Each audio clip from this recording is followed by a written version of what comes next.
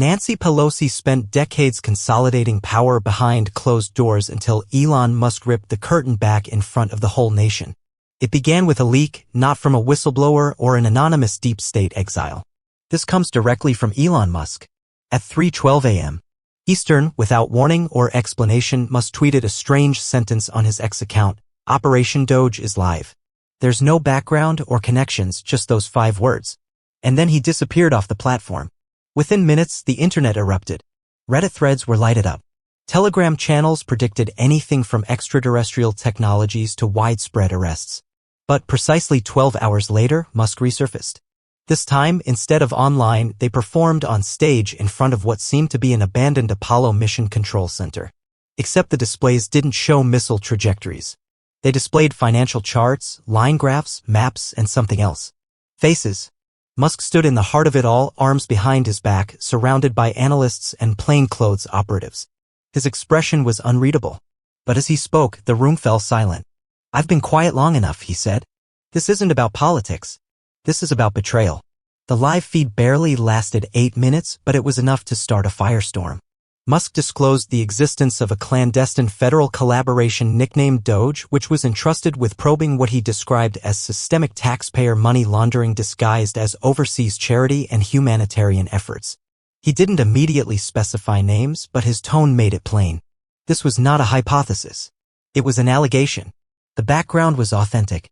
The site is an underutilized launch coordination center at Cocoa Beach, Florida, only kilometers from the Kennedy Space Center. After NASA downsized, the building was purchased privately and remained a note until Musk secretly reorganized it as the headquarters for a financial intelligence team. He had been prepared for years. The allegations followed next. The screen displayed papers, emails, ledger entries, and signatures. The names began flashing. A senator from Oregon, a former transportation secretary, and a half-dozen aides who work for nonprofits in Ethiopia and Myanmar. Then came the unexpected moment. Nancy Pelosi's visage dominated the primary screen. Musk's voice did not alter. Representative Pelosi has been tied to more than $327 million in foreign transactions between 2014 and 2021, none of which are public records. These money are routed via middlemen such as NGOs, religious charities, and disaster relief groups. Many of them originate from accounts in Luxembourg, the Seychelles, and Cyprus. He hesitated. Some of the accounts are in her niece's name. People all throughout the nation couldn't believe it. The same Pelosi who advocated for climate financing measures, foreign assistance reform, and government ethics was suddenly presented as a fake, a swindle, and a genius of financial manipulation hidden under layers of public service. But the paperwork kept arriving. Forensic data revealed real estate acquisitions in Utah and coastal Maine. Homes purchased via shell corporations and quickly refurbished, flipped, or leased to government contractors. Musk said they were linked to a bigger network of concealed assets, a spider web that included not just Pelosi but numerous of her long-standing associates. News anchors seemed astonished. Some networks cut the transmission completely.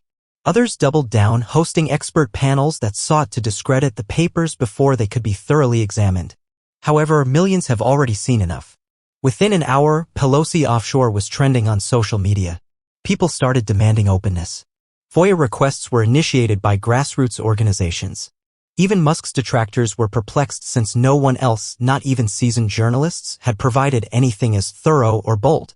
A young lady in Albuquerque who was watching the live from her phone at work later told a friend, "It's like someone kicked the door open and instead of gaslighting us about what was behind it, he just let us see everything." Musk made no additional remarks that day. He walked away from the camera, never looking back, as federal authorities took over the room behind him.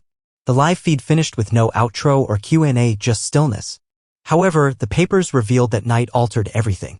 The walls were off-white with cracks in certain places from decades of Florida humidity. The location did not resemble the nerve center of a government effort. It seemed to have been frozen in time. But if you ventured inside, behind the rusting metal doors and the ancient launch countdown clocks that still hung for display, you'd see something quite different. Monitor-covered tables with wires slithering across the floor.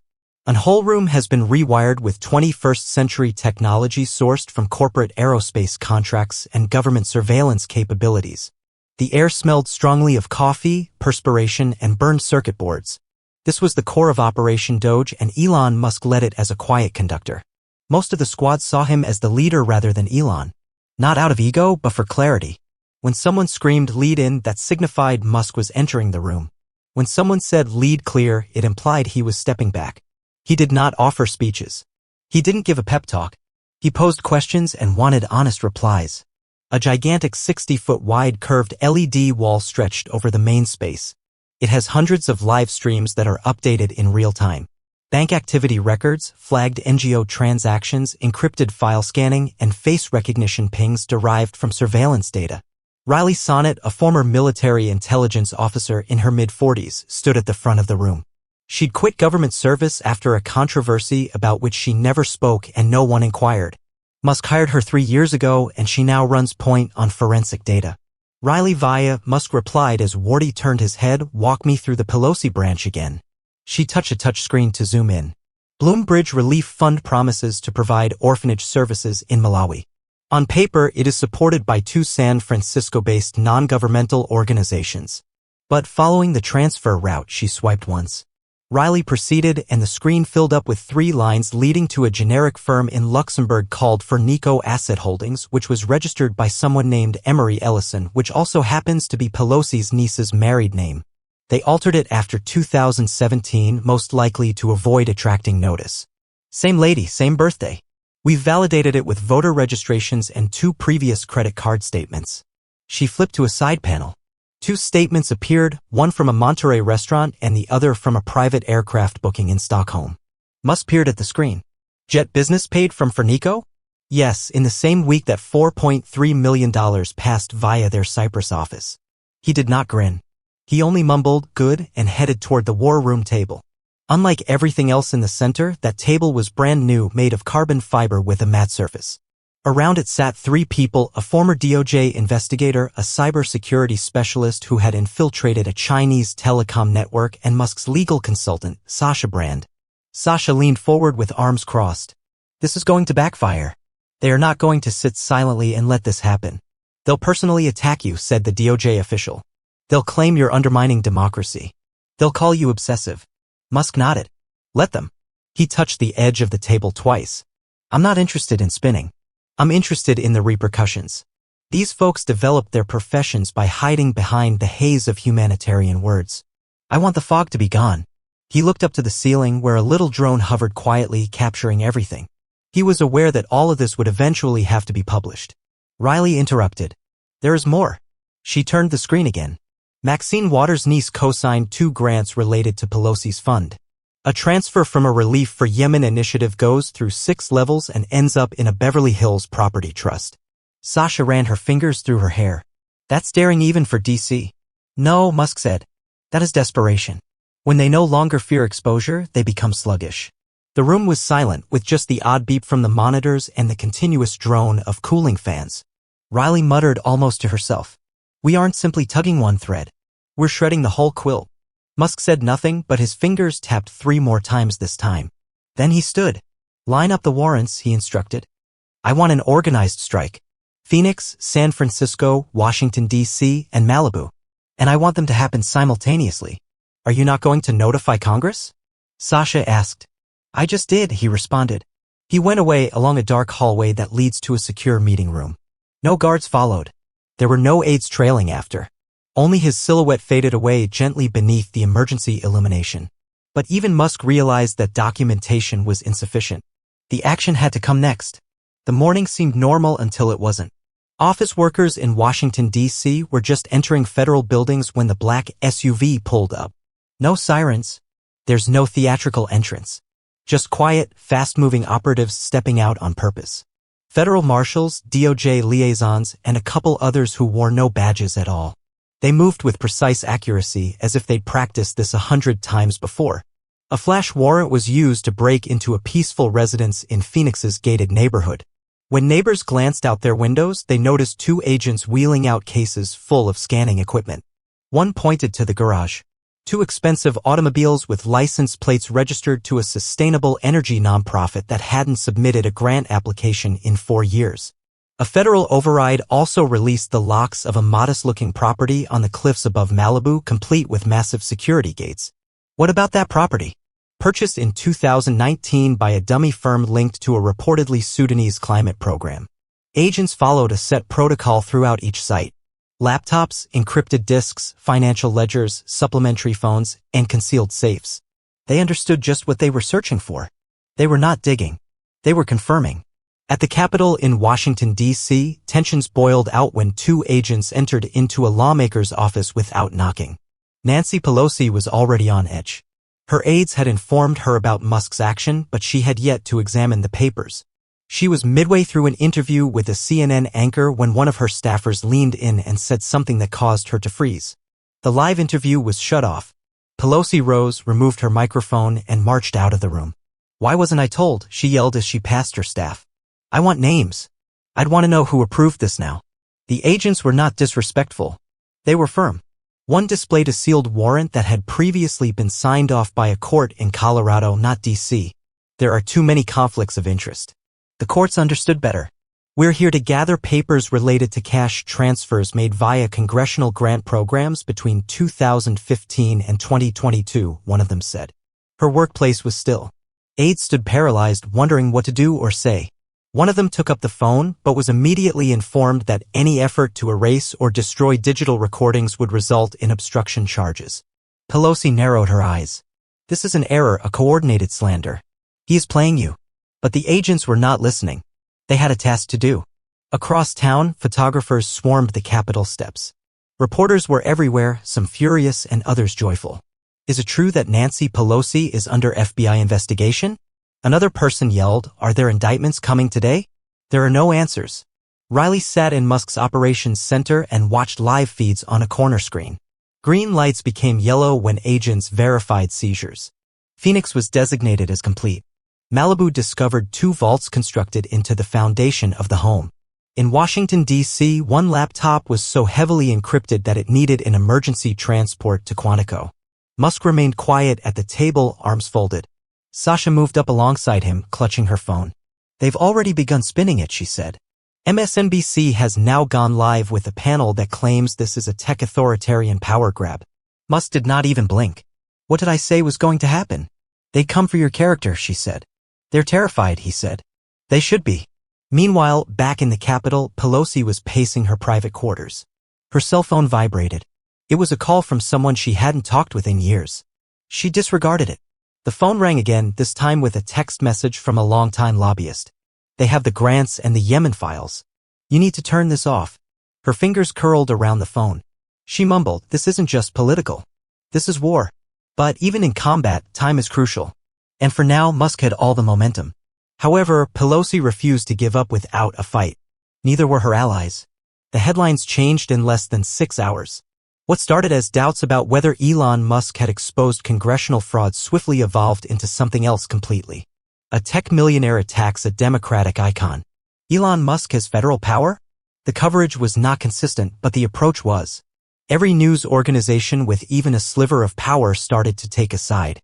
CNN began with a story using Musk's earlier tweets, suggesting that he had long had a vendetta against the political class.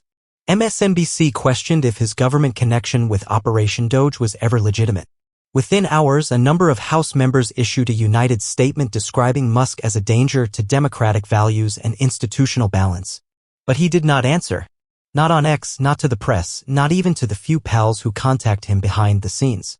Instead, a single statement emerged on the official Operation Doge website. White writing on black. Facts do not care who is frightened. Inside homes throughout the nation, the rift started to widen. Denise Farrow, a high school teacher from a tiny town north of Tucson, halted her lecture to ask her pupils what they felt of Musk's position. Half the class shrugged. One youngster said that his father believed it was about time someone did something. Another youngster reported her mother sobbed while watching Pelosi being interrogated on live television. In Tampa, a former fireman watched the congressional hearing repeat in quiet. When his son inquired what he thought, the dad did not respond. Musk just pointed to the screen as he held out a government grant document with 3 blacked-out signatures. That, he said, is how they disguise it. In a Chicago suburb, 2 brothers got into a yelling brawl over food. One person said Musk was a patriot. The other person said he was a narcissist with a god complex. Their mother, fatigued and silent, cleaned the table without saying anything. That is precisely what Musk predicted. Inside the command center, Sasha stood in the press response area viewing live cable panel transmissions. She murmured, "They are making you the story." "Allow them," Musk said, his gaze still fixed on the scrolling data. Riley turned from her station knowing it was the last card they had left. "We're receiving fresh pings. 3 additional shell corporations are verified. And Maxine Waters' niece just changed her web profile." I took out any references to Fernico Holdings. Musk cracked a tiny, almost amused grin. Guilty individuals are usually rushing to tidy their homes. But the true surprise came later that evening when a major podcast leaked. There was no news anchor, no cable program, just a man called Mitch Enlow, a combat veteran and independent journalist who had established a reputation for himself by calling out corporate malfeasance. He had somehow obtained a copy of one of the secret transcripts, an audio file from a conference between Pelosi and her legal staff that had been accidentally captured by a Bluetooth device. The connection sounded crackly, but the voice was obviously her own. "They have enough to bury me if this gets to trial. You do not need to tell me that. I understand." The video became viral in less than 3 hours. Cable news ignored it, but TikTok did not. YouTube did not. Independent bloggers did not. People suddenly stopped debating about whether Musk was harmful. They questioned why no one else had shown this degree of evidence. The following morning, Pelosi answered with a televised address outside her Georgetown home. Her tone was stern, yet her eyes showed a profound tiredness. This is nothing more than a smear campaign coordinated by a millionaire who feels that his wealth elevates him above the law. "I've got nothing to conceal." But by then, the story had transformed. In a coffee cafe in Lincoln, Nebraska, a young lady leaned closer her partner, asking, "If she has nothing to hide, why is she so stiff?" Musk returned to the war room and studied the tape with Sasha. "She's deflecting," she explained. "Classic. Does not deny anything, just challenges your credibility." Musk said nothing for a time before setting the hearing date. "I am ready." While the nation battled, Musk planned to confront her in person. The hearing room was quieter than normal, although this was not due to a lack of individuals. On the contrary, the venue was crowded. Cameras were installed on every possible surface. Reporters surrounded the back wall like vultures. Staff members muttered uncomfortably, looking down at their phones in between breaths. This was not a routine. This was not an oversight. This was something else. Elon Musk stepped in with no entourage, attorneys, or press handlers, just himself in a gray suit that seemed too simple for someone of his enormous worth. He sat in the middle of the witness table, adjusted the microphone, and waited. Across before him stood members of the Congressional Oversight Committee, some overtly antagonistic, others visibly uncomfortable. Nancy Pelosi arrived last, accompanied by 2 aides, and took her position on the panel. Her posture was off, her look serene yet chilly. A murmur echoed around the room as Chairman Felix Ramon, a New Mexico delegate, cleared his throat and started. "This committee is meeting today to better comprehend the breadth, legality, and ethical implications of Operation Doge, as well as to provide the American public the opportunity to hear the evidence firsthand." He glanced at Musk. "You may continue." Musk leaned forward with fingers interlaced. The objective of Operation Doge was straightforward. Follow the money. Where public monies were provided under the guise of humanitarian aid, we tracked them down through every layer, from the Department of State to private contractors to fraudulent nonprofit organizations. He hesitated. "I want to be clear. This is not about party allegiance. It is about the breakdown of confidence between citizens and the institutions they support." He touched a button on the little screen in front of him. The area darkened somewhat when the huge display behind him turned on. The first slide shows a wire transfer from the United States. Foreign Assistance Office donates to an Armenian nonprofit organization. The second was a similar withdrawal made 2 days later to a real estate business in the Netherlands. The third set of ownership data connects that corporation to a management company in Belize, one of which is tied to a Pelosi family. Musk glanced up. "Would anybody here wish to challenge the ownership trail? Because I have notarized copies of all steps." Nobody uttered a thing. Chairman Ramon leant forward. "You're suggesting this money went back into private property portfolios?" "Yes," Musk responded. "And not just one, but numerous. We monitored 32 houses in 6 countries. Some are rented. Some were flipped. All were acquired using funding from U.S. assistance programs." Pelosi finally spoke. "With due respect, Mr. Musk, you are not a federal investigator. You are not responsible to anybody. You're a billionaire with a God complex who has stolen a government alliance for personal reasons." Musk moved gently toward her. If it's personal, Congresswoman, why is your niece identified as a financial advisor on 3 of the shell firms we discovered laundering the funds? She opened her mouth but did not respond. Musk clicked again. The next slide shows a 2020 email chain. Subject line, urgent transfer before audit. The recipients are 2 senior NGO directors and 1 aide from Pelosi's office. The assistant's response said, confirmed, delay the filing. They will not flag it if it qualifies for development aid. The screen behind Musk stopped after that last sentence. You could feel the air changing in the room. Then came the question that drew the floor out. He glanced straight at Pelosi. How does a public worker earning less than $200,000 per year come to indirectly possess more than $100 million in worldwide real estate assets? No response. The camera zoomed in. Reporters scribbled. The quiet was louder than any words said that morning. Chairman Ramon cleared his throat again, seeming uncomfortable. Congresswoman, would you like to respond? Pelosi shifted. Her voice became quieter now. There are several theories for wealth growth, book sales, investments, and family trusts.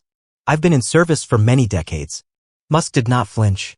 I have no objections to individuals becoming wealthy, he remarked. I have an issue with them misrepresenting stealing as service. A wave of muted gasps spread around the room. Sasha observed from the rear of the room. She realized this wasn't just about Pelosi anymore. This was larger. People began to worry how deep the rot ran. Musk closed the file. I do not desire applause. I do not seek revenge. I want accountability. For the American people, for the single parent working double hours, for the veteran unable to get a proper medical visit, and for every taxpayer who placed their confidence in you. He stood. The room was still. Even with the facts made open, something unexpected occurred. 3 days later, Nancy Pelosi stated that she would not run for re-election. She stood at a platform outside her San Francisco house, her voice gentle and her words carefully selected. I've always believed in civic service. I've always believed in the benefits of effective government. But there comes a point when fresh voices must emerge. She did not address the probe. She did not discuss Operation Doge. But everyone knew. The announcement came only hours after the Office of Inspector General secretly verified the findings of a sealed federal investigation. No charges had been filed. Yet. But the strain was apparent. Whispers of internal audits, blocked assets, and secret resignations started to circulate throughout Capitol Hill. Something had moved within the corridors of Congress. Staff members moved a bit quicker. Senators soon began requesting legal briefings. One prominent Maryland legislator discreetly erased his online financial statements. A Nevada senator has postponed a trip to Dubai and recruited a new forensic accountant. Nobody said it out, but everyone felt it. The regulations had changed. In the weeks after the hearing, 3 nonprofit CEOs affiliated with flagged NGOs resigned. One vanished totally. A 4th, headquartered in Oregon, was discovered to have transferred control of his whole foundation to a hitherto undisclosed charitable council in Qatar. Nevertheless, Musk said practically nothing. He returned to Doge's headquarters in Florida and continued regular activities. Occasionally, he would send a one-phrase update over the command center's link. Things like data integrity were proven in Arizona raids. Public records requests are handled at a rate of 83%. Fraud responsibility isn't a phase. He did not celebrate. He did not conduct news conferences. He simply continued working. But the nation has not forgotten. In a restaurant near Bismarck, North Dakota, an elderly couple finished their breakfast while watching a news footage from the hearing. The lady turned to her husband and stated, I never expected to see the day when someone would actually hold them accountable. In Fresno, California, a group of college students rewound the video in which Musk questioned how a public worker might become a wealthy using government money. They repeated it again and over, mouthing the words like a mantra. And on open mic night in a Tulsa Veterans Hall, a former Marine stepped up and said it didn't matter if you were red or blue. It was about someone finally drawing back the veil. Within Pelosi's inner circle, damage control was unrelenting. Attorneys were called in. Public relations companies labored overtime. But the story was not cooperating. The stolen papers, the audio tape, and the public hearing were all irreversible events. Her defense said that the evidence was inadequate. Her detractors believed that it was merely the beginning. And then something unusual occurred. Musk got a letter not from the press or a fan, but from a former congressional ethics officer. The guy, now retired and in his 70s, had been watching the hearing from a cabin in northern Idaho. His message simply said, I once tried to raise the same red flags. They buried me in papers, silently. Thank you for not allowing them to do this to you. Musk did not answer, but the letter was framed and kept in a quiet area of the command center directly above the power grid display. Sasha, sitting alongside Riley one evening, raised a question neither had asked previously. Do you believe this changes anything? Riley did not respond soon away. She watched as Musk walked slowly behind them, lost in meditation. Then she answered, it already has. FOIA requests increased dramatically throughout the country. New watchdog organizations emerged online. Volunteers promised to go over public expenditure statistics from their respective states. Every now and then, someone would tweet a screenshot of a Musk phrase that had begun to circulate as graffiti in subway stations, bumper stickers, and sidewalk stencils. Truth isn't loud, it's steady. Musk never declared victory. He did not need to. But Musk's dying comments left a far wider legacy. The final video arrived without notice, with no promotion, tweet, or headline teaser. It emerged one morning on the official Doge homepage, headlined simply a word to the public. The film was unpolished, with no dramatic lighting or cinematic music. Elon Musk is sitting alone in the same mission control room where it all began. The LED wall behind him was turned off. The place was dimly lit but not staged. In the background, you could hear the faint clicking of a cooling fan. He glanced squarely at the camera. I want to explain something, he said. Not to politicians or the media, but to you. There was a genuine pause. Not for effect, simply a breath and a reset. Then he leaned in. I did not start this to ruin anybody. I began it because I saw something. Patterns, movement, things that most people ignore. When I looked closer, I saw that the individuals we trusted with our money, programs, and future were following a separate set of rules. He shook his head slightly. Public service is not intended to be a retirement strategy. It is not intended to be a shortcut to luxury. But too many people in the workplace did just that, hoping that no one would see and call them out. He lifted a little folder in his palm and tapped it thrice on the desk. This is just a fragment of what we discovered. Not just Pelosi, not just one party. It becomes broader and deeper. Yes, some of it is now being confirmed. However, the goal is not the drama. The point is that the stillness made everything possible. He sat back. They did not only exploit systems. They took advantage of your attention, trust, and exhaustion. They bet that you were too fatigued to notice and disheartened to care. For a few seconds, Musk said nothing. His hands remained immobile. His gaze remained fixed on the lens. But he went on, maybe it's time to stop seeing corruption as a background hum, a cost of doing business. Perhaps it is time to stop laughing at the hypocrisy and start asking better questions. Because when individuals in positions of authority realize you are not monitoring, they become deadly. He rose up carefully and moved over to a panel on the wall. The camera remained focused on him while he touched a button to bring up a giant screen. It included a mosaic of actual Americans, some in kitchens, some at work, and others on buses, all watching a congressional hearing earlier that month. Musk turned to look at the screen. You do not have to agree with me. You don't need to like me. But you should expect more from those who spend your money in your name. That is not politics. That is respect. He then returned his gaze to the camera for the last time. I'm returning to my job. You should continue to watch theirs.